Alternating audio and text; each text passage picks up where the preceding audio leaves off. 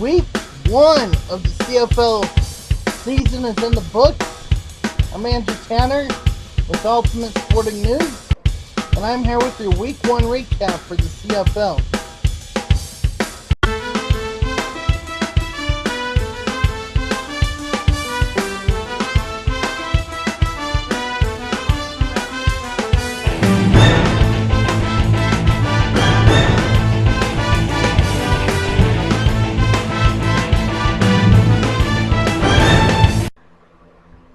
The Edmonton Eskimos defeated the Winnipeg Blue Bombers 33-30. Mike Riley was 32 for 46, threw for 408 yards, had a touchdown and threw an interception. Andrew Harris ran for 77 yards on 14 carries. Darrell Walker had 8 receptions for 176 yards. He even had a 101-yard touchdown. Kevin Fogg returned a missed field goal for 110 yards for a touchdown. That was a crazy game. The Hamilton Tiger Cats lost to the Calgary Stampeders 28-14. Jeremiah Masoli was 25 for 36 and threw for 334 yards. Bo Levi Mitchell was 17 for 36, threw for 297 yards, had a touchdown, and threw 1 interception. Don Jackson ran for 87 yards on 12 carries and had a rushing touchdown. Terry Williams ran for 33 yards on 7 carries. Mike Jones had 5 receptions for 120 yards. Jalen Saunders had 7 receptions for 118 yards. And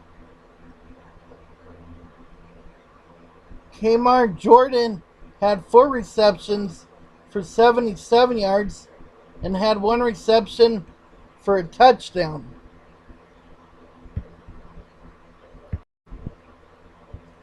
The Montreal Alouettes lost to the BC Lions 22-12. Jonathan Jennings was 20 for 24 for 183 yards and threw for 2 touchdowns.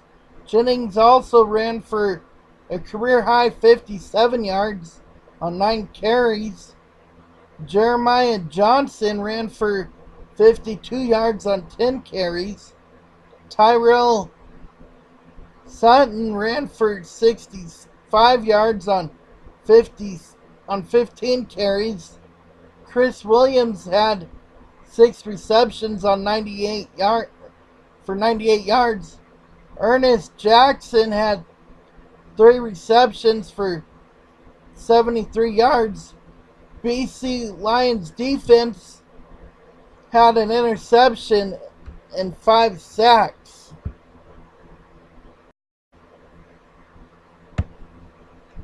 The Toronto Argonauts lost to the Saskatchewan Roughriders 27-19.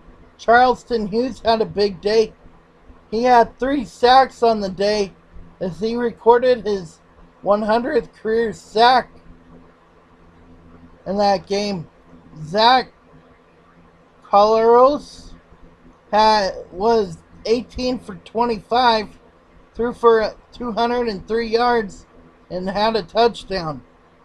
Jerome Meesum had 77 rushing yards on 21 carries, and Trey Mason, the former Auburn running back, had 37 rushing yards on only 5 carries.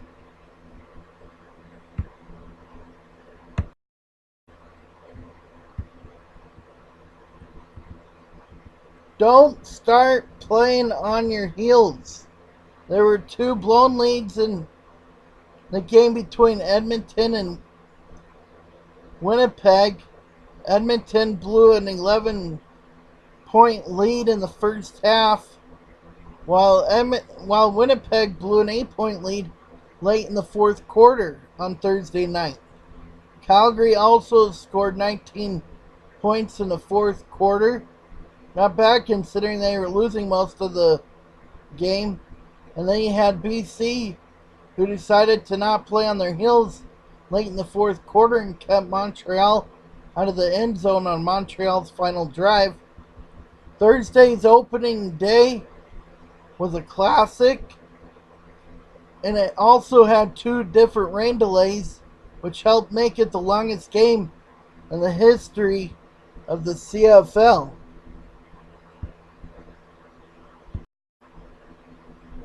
The schedule for week 2 looks like this. Saskatchewan Roughriders will be playing the Ottawa Red Blacks. The Winnipeg Blue Bombers will be playing the Montreal Alouettes. The Hamilton Tiger Cats will be playing the Edmonton Eskimos. And the Calgary Stampeders will be playing the Toronto Argonauts.